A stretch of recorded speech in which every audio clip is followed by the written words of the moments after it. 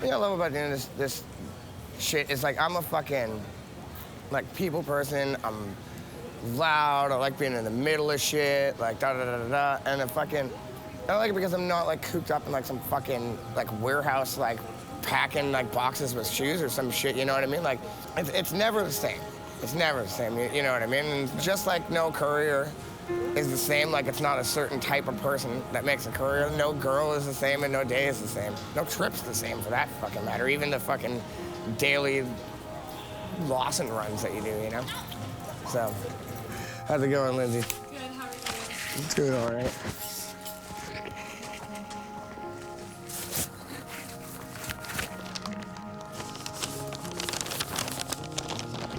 All right, see you in a bit. Some days get absolute batshit crazy. Probably the most I've done in a day is about 78 tags. You start thinking about that in terms of it's probably 150 stops during an 8-hour day.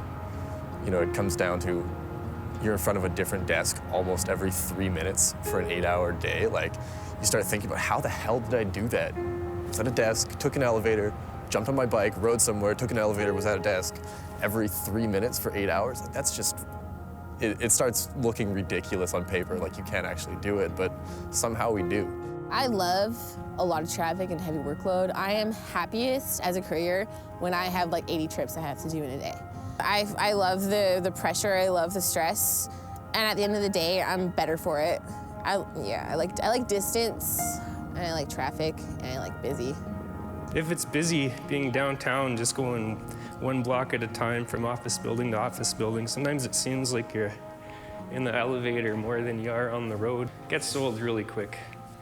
Indian conversations and small talk. You only have time to have a 2-second conversation usually in the elevator, so sometimes it's hard not to just roll your eyes. I don't know how many fucking times I unlock my lock in a day. How many times do you think you've gone up and down in an elevator in your fucking life since you started doing this job? Is like pretty silly.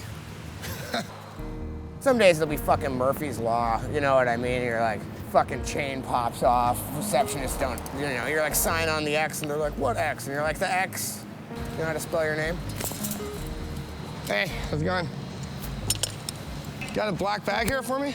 Pavco? Is it for? It's for Pavco. I do it twice a week. Usually it's Christie's here. Duty manager? It looks like there's nothing coming out of the stadium here, but the regular girl isn't here. So right now we're waiting. There's a delivery up in this giant stadium here somewhere that's usually always sitting here waiting for me. No one knows about it and everybody thinks that I'm a terrorist or something, so thank you. We've done the trade off already? Yeah. Thank you. All right, see you Thursday. All right. That was quicker than expected.